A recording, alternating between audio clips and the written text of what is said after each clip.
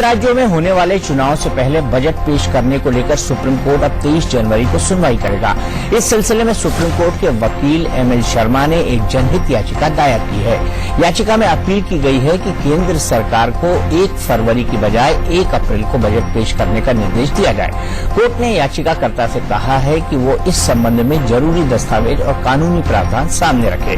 वकील एमएल शर्मा ने इसके लिए कुछ वक्त मांगा है, जिसके बाद सुनवाई 23 जनवरी के लिए टाल दी गई है।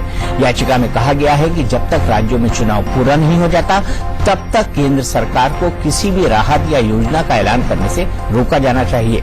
याचिकाकर्ता के मुताबिक ऐसा हुआ तो आचार संहिता का उल्लंघन होगा। विपक्ष ने भी ऐसी ही आशंका के मद्देनजर चुनाव आयोग और राष्ट्रपति से शिकायत की है।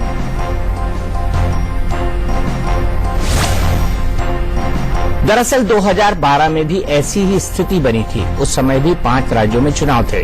तत्कालीन केंद्र सरकार ने बजट को 28 फरवरी की बजाय 16 मार्च को पेश किया था। इसी परंपरा को मानक बताते हुए विपक्ष चुनाव आयोग और राष्ट्रपति के पास चला गया। इसके बाद आयोग ने कैबिनेट सचिवालय को चिट्ठी लिखकर गेंद सरकार के पाले में डाल दी।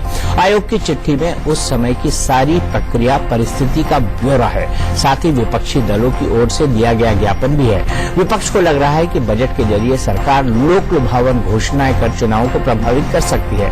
दूसरी तरफ केंद्र सरकार 1 फरवरी को बजट पेश करने का मन बना चुकी है। सरकार कह चुकी है कि बजट पेश करना उसका संवैधानिक दायित्व है और ये किसी राज्य से जुड़ा हुआ नहीं है। सरकार की एक बड़ी दलील ये भी है कि 1 फरवरी को बजट की घोषणाएं कर दी गई तो उसका फायदा अप्रैल से ही मिलने लगेगा। पहले इसमें देरी हुआ करती थी।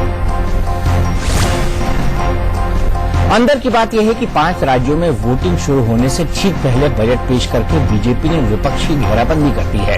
कांग्रेस और बाकी पार्टियां चुनाव में नोटबंदी को मुद्दा बना रही है, जिसकी काट के लिए बीजेपी बजट 1 फरवरी को ही पेश करना चाहती है। ये बात बीजेपी को भी पता है कि विपक्ष इस पर बवाल मचाएगा और बीजेपी चाहती भी यही है। अगर विपक्ष बजट का तारीख तलवारने में कामयाब हुआ तो बीजेपी के पास ये कहने का मौका मिल जाएगा कि वो जनता के फायदे का बजट पेश करना चाहती है, जिसमें विरोधी पार्टियां बाधा डाल रही है।